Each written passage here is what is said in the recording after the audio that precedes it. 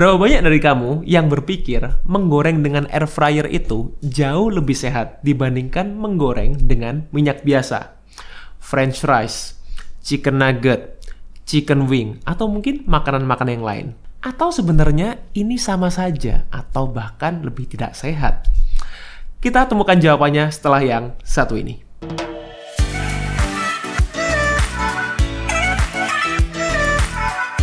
Oke, jadi sebelum masuk ke materinya, saya akan intro dulu, saya perkenalkan dulu yang ada di meja ini.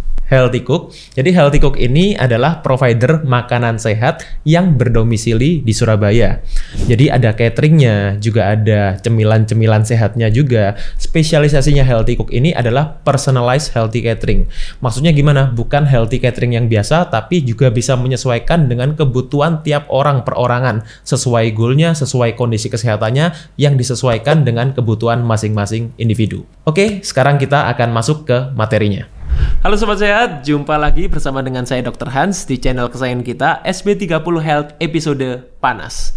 Panduan nutrisi tanpa sensor.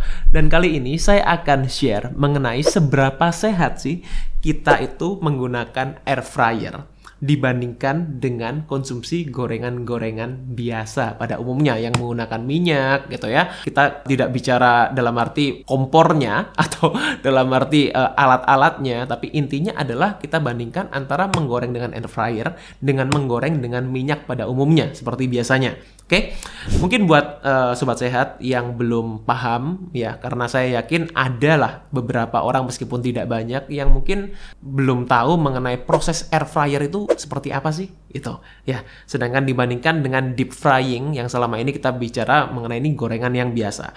So air frying atau air fryer itu adalah menggorengnya dengan metode udara yang sangat panas, namanya air, ya kan? Udara yang sangat panas, temperaturnya sangat tinggi. Beda dengan deep frying yang menggoreng dengan minyak. Jadi ada medianya. Ada medianya adalah pakai oil gitu. Nah, oilnya apa ya? Kita nggak bicarakan mengenai ini sekarang ya. Karena sudah pernah saya bahas di video sebelumnya mengenai jenis-jenis oil. Mungkin buat kalian yang ingin mengetahui minyak mana sih yang sehat, bisa cek di video sebelumnya mengenai minyak. Nah, kalau kita bicara mengenai seberapa sehat sih dok? Ini. Nah, kita perlu tahu dulu sebenarnya mengenai standar sehat kebanyakan orang itu seperti apa. Karena bisa jadi orang ini bilang, oh ya ini kan sehat karena ini. Ada orang yang bilang, oh ini sehat karena ini. Nah, jadi standar sehatnya dulu yang kita perlu samakan dulu ya. Kita perlu sinkronkan dulu nih standar sehatnya. Karena banyak orang yang berpikir yang namanya makanan sehat atau standar sehat itu yang pertama adalah rendah kalori. Ya, berapa banyak dari kalian yang berpikir kalau makanan sehat itu adalah makanan yang rendah kalori? Coba komen di bawah ini yang masih berpikir seperti itu. Ya, yang kedua, apakah makanan yang sehat, standar sehat itu adalah makanan yang rendah lemak? Ya, atau bahkan mungkin lemak jenuh kah? Kita bahasanya ada yang bilang, oh ya ada lemak yang baik, gitu. Mungkin rendah lemak jenuh, itu. Apakah itu makanan yang sehat, makanan yang seperti itu? Kemudian, apakah makanan yang rendah atau bahkan bebas kolesterol itu yang kalian sebut sebagai makanan sehat? Ya, atau ada juga yang bicara mengenai zat kimia, bebas zat kimia. Nah, mungkin ini yang ingin saya sedikit lebih bahas lebih dalam di topik mengenai air fryer ini. Karena di dalam air fryer, ya, ketika kita menggunakan air fryer, ada suatu zat senyawa kimia yang akan terjadi, yang akan dihasilkan itu. Yang mungkin beberapa dari kalian pernah dengar ya, karena saya sudah mungkin spill di beberapa platform, di TikTok saya, di Instagram saya mengenai yang namanya acrylamide. Ya, jadi acrylamide ini banyak sekali penelitian yang mungkin bisa kalian search sendiri, dan kalau kalian mau search, pastikan kalian search di sumber-sumber yang benar, yang kredibel, bukan cuma artikel-artikel. Ya, jadi acrylamide ini sudah terbukti dia ini adalah senyawa yang punya sifat karsinogenik. Ya, di mana karsinogenik ini artinya apa? Dia punya potensi akan menyebabkan kanker. Ya, nah, jadi acrylamide ini apa sih dok sebenarnya? Acrylamide itu adalah zat kimia, simpelnya dia adalah zat kimia yang terbentuk ketika makanan kita itu dipanaskan. As simple as that, ya, melalui apa yang namanya ini Maillard reaction gitu ya. Jadi reaksi Maillard itu sebutannya, yang menyebabkan munculnya acrylamide itu di dalam makanan yang kita proses, yang kita panaskan. Nah, acrylamide ini terbentuk dari gula dan asam amino.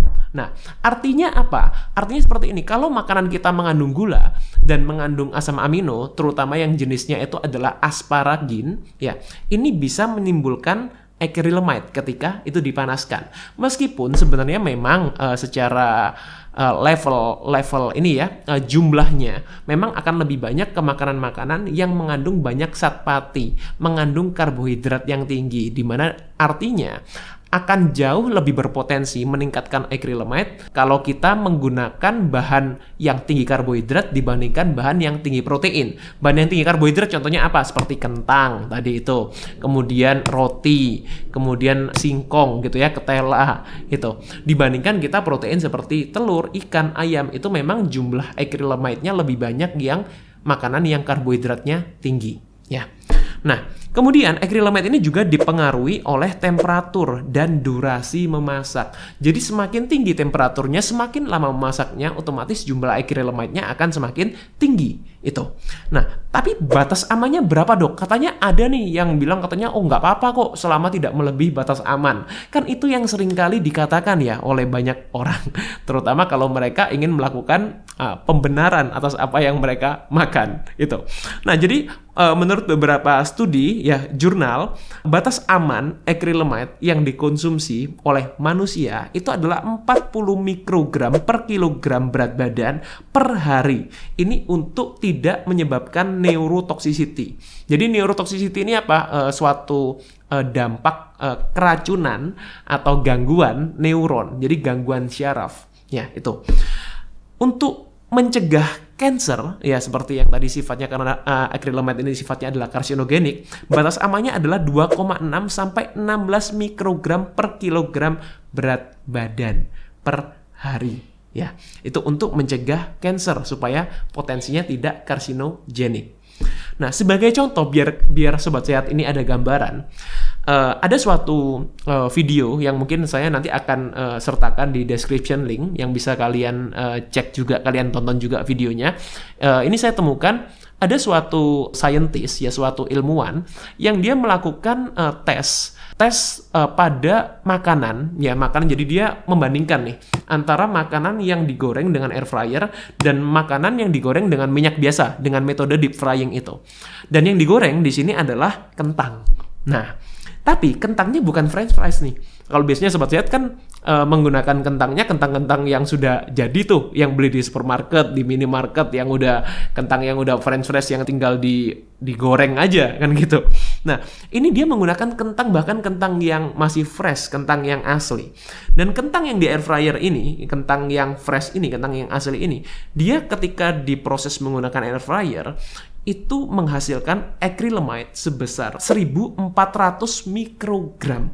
Ya, 1400 mikrogram bandingkan dengan yang tadi takarannya. Ya, kalau kita kalikan dengan berat badan, misalnya berat badannya 70, ya kalikan sendiri. Dan ini sudah sangat-sangat jauh melampaui batas aman. Ya, kalau dicek di lab yang di video yang saya tonton itu, yang bisa kalian tonton juga nanti. Nah, jadi gini, maksudnya apa? Ini padahal bukan kentang yang french fries, ini kentang yang fresh.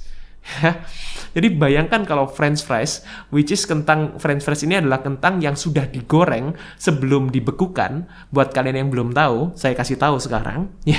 Jadi french fries yang kalian beli di supermarket, di minimarket, atau dimanapun, di online, itu french friesnya, kentangnya itu sudah digoreng sebelum dibekukan. Lalu kalau kalian goreng lagi, otomatis kalian gorengnya double gitu ya.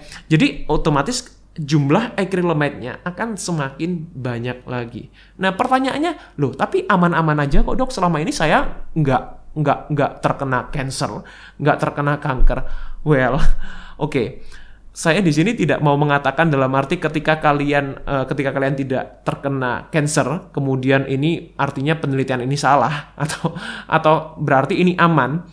Karena gini, tubuh kita itu punya survival mechanism. Ya, tubuh kita itu punya mekanisme untuk bertahan hidup, untuk untuk apa ya? Untuk membuat tubuh kita itu menjaga keseimbangannya yang kita sebut sebagai homeostasis. Ya, otomatis dengan tubuh kita berusaha untuk membersihkan, mendetoks. Ya, kalau mungkin buat kalian yang mungkin sering mendengar kata-kata detox ya, mendetoks racun-racun dalam tubuh kita, termasuk acrylamide ini, ya syukur-syukur, ya berarti tubuh kita masih mampu untuk membuang toksin-toksin atau racun-racun ini. Tapi kalau kita masukkan terus-menerus, apalagi dengan semakin bertambahnya usia, semakin menurunnya metabolisme, semakin menurunnya fungsi organ liver kita yang fungsinya adalah untuk mendetoks, otomatis potensi untuk terjadinya masalah-masalah kesehatan, neurotoxicity, ya kemudian cancer itu akan semakin tinggi, ya.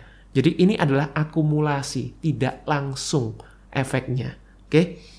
Nah, jadi solusinya gimana dok? Nah, ini yang paling penting. Ya, solusinya gimana? Yang pertama, menurut penelitian, ini akan lebih aman kalau kalian mau menggunakan air fryer, gunakan di bawah suhu 160 derajat Celcius.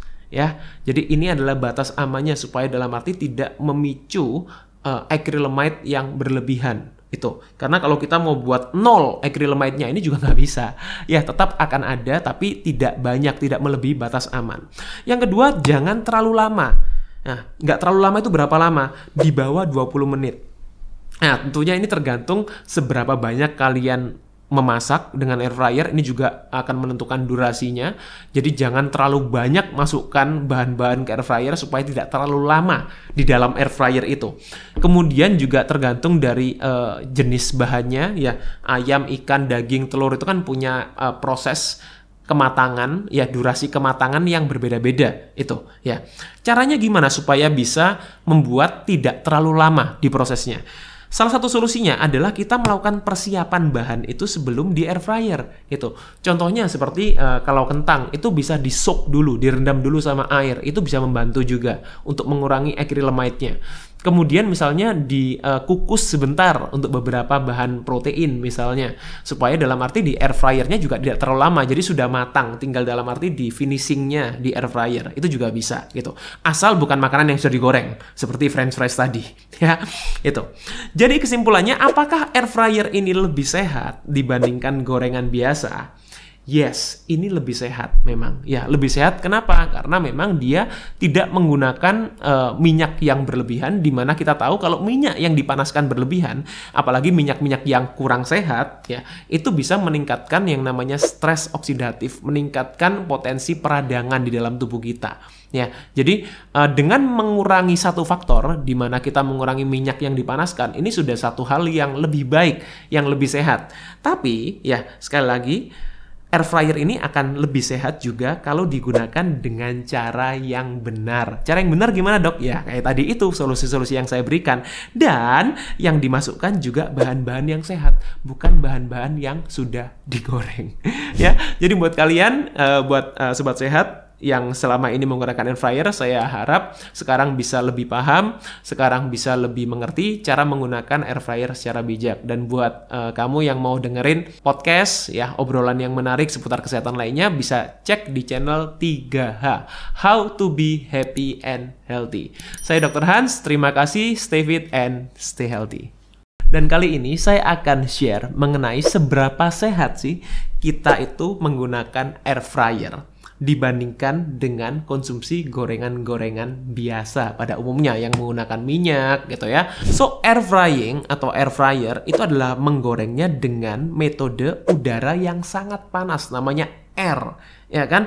Udara yang sangat panas, temperaturnya sangat tinggi. Ketika kita menggunakan air fryer, ada suatu zat senyawa kimia yang akan terjadi, yang akan dihasilkan. Jadi acrylamide ini banyak sekali penelitian yang mungkin bisa kalian search sendiri, dan kalau kalian mau search, pastikan kalian search di sumber-sumber yang benar, yang kredibel, bukan cuma artikel-artikel ya. Jadi acrylamide ini sudah terbukti dia ini adalah senyawa yang punya sifat